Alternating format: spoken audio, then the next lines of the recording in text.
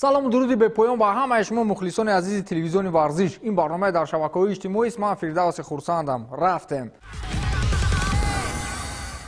дастаи Ювентуси Турин дар рақобати навбатиаш дар доираи бозиҳои гурӯҳии Лигаи Чемпионҳо бар муқобили Локомотиви Москва ғалаба кард. Шумо бозиро аллакай дидад ва муҳим нест ки ман онро як бори дигар шаҳр диҳам. Инҷо гап сари дигар чӣ меравад? Маурисио Сарри, сармураббии дастаи бянконерҳо, дар дақиқаи 81 Криштиану Роналдуро иваз намуд ки ин боиси норозигии бозингари португалӣ гардид. Ин дар ҳолест ки ба ҷои Роналду бозингари аргентинӣ Пауло Дибала ба майдон ворид гашт. вақте Роналду майдонро тарк мекард, дар чеҳраи ӯ як нав норозигӣ мушоҳида мешуд. ҳамин буд ки дар вақти аз майдон баромадан ӯ бо сармураббӣ даст нафишурд ва инро тамоми ҷаҳон тариқи телевизион диданд. ин вокуниши шадиди мухлисонро дар шабакаҳои иҷтимоӣ ба ҳам овард. мардум аз хислати Роналду интиқод мекарданд ки ӯ як назарбаланди худпараст аст. ниҳоятан Маурисио Сарри ин ҳолатро шарҳ дод ва гуфт ки ман ӯро барои бехатарии ҳолати ҷисмонияш иваз кардам, барои он ки ӯ ногаҳон лад набардорад. дар қисми аввал чунин ҳолатҳои хатарнок зуд мушоҳида мешуд. аз ин рӯ ман безобита шудам ва Роналдуро иваз кардам, гуфтааст Маурисио Сарри. фикр мекунам баъди чунин суханҳои шефи бянконерҳо Роналдо ҳатман бо Сарри мувофиқ мешавад. бозӣ бо ҳисоби 2-1 ба нафи туриниҳо хотима ёфт ки дар голи аввал саҳми Роналдо хеле калон аст. ҳарчанд гол бояд ба номи ӯ Роналдо сабт мешуд, аммо Ремзи ки ба голи 100% бо як расиш саҳми худро гузошт, ин гол ба номи Ремзи сабт гардид. аз ин хотир бозингари УЛС баъд аз бозӣ дар суҳбат бо рӯзноманигорон аз ҳамдастааш пӯзиш хост ва изҳори таассуф кард ки голи Роналдуро дуздид. ӯ гуфтааст ки ман аз Криш бахшиш мепурсам барои голашро дуздидан, вале аз ҷониби дигар хеле хурсандам ки аз аввалин УЛС шуда ба дастаи Ювентус гол овардам. умедворам дар оянда шумораи голҳоямро зиёд намоям, гуфтааст Арон Ремзи.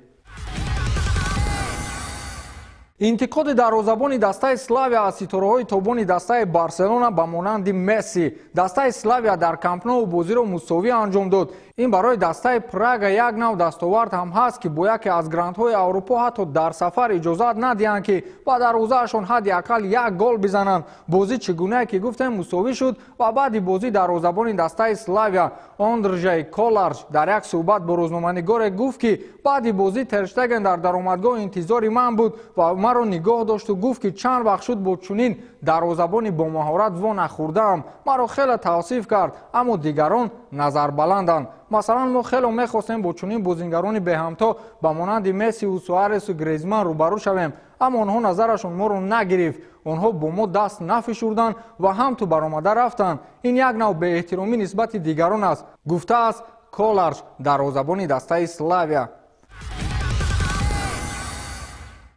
дар яке аз бозиҳои даври навбатии Лигаи Чемпионҳо ҳолати ғайриоддӣ рух дод. дастаҳои футболи Аталанта ва Манчестер Сити ба ҳам рақобат мекарданд. ду дарвозабони клуби англисӣ то ба охири вохӯрӣ ҳунарнамоӣ кардан натавонистанд. Пеп Гвардиола дарвозабони асосияш Эдерсонро аз майдон гирифт ба ҷои ӯ Клаудио Браворо ба майдон баровард, аммо Браво дар дақиқаи 81 корти сурх гирифту аз майдон ронда шуд. нақши дарвозабонро муҳофизатгар Кайл Уокер иҷро намуд ва ҳамчунин як зарбаи хатарнокро низ баргардонида тавонист. дар робита ба ҳамин мавзӯъ боз як иттилои ҷолиби дигар низ ҳаст ки Клаудио Браво дар таърихи Лигаи Чемпионҳо аввалин дарвозабоне гардид ки баъд аз курсии бозингарони захиравӣ ба майдон баромадан дубора аз ҷониби довари марказ ронда мешавад.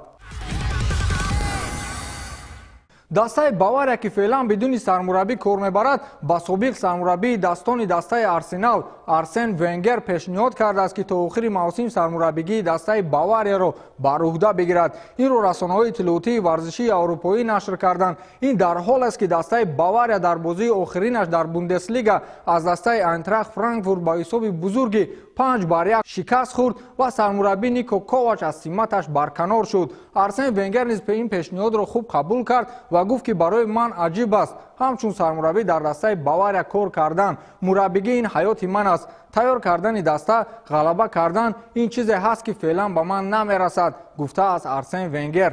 пиракӣ ҳоло ҳам қаноатманд нест ва мехоҳад кор кунад. аз гуфтаҳояш бармеояд ки бо пешниҳоди дастаи Бавария розӣ аст, аммо идомаи корро мебинем ки бо чӣ анҷом меёбад. дар ин баробар боз чандин овозаҳои дигар паҳн гардид ки гӯё дастаи Бавария ба сармураббии феълии дастаи ПСЖ Томас Тухел пешниҳоди ҳамкорӣ кардааст. Инро чандин расонаҳои иттилоотӣ паҳн карданд ва ин Томас Тухелро маҷбур сохт то андешаи худро дар ин маврид баён созад. Ӯ гуфтааст ки барои ман тамоман аҷиб нест дар Бавария кор кардан. Ман сармураббии ПСЖ ҳастам ва то охири мавсим ин ҷо мемонам, гуфтааст Томас Тухел. Ман фикр мекунам Тухел ҳақ ҳаст. Ки ҷои равғаниро иваз мекунад? Станислав Черчесев сармураббии мунтахаби Русияро ё мазоқ карданд, ё ҷиддӣ суол доданд. Як рӯзноманигори полшагӣ ба Черчесев суол додааст ки шумо забони немисиро балад ҳастед ё ба пешниҳоди Бавария чӣ ҷавоб додед?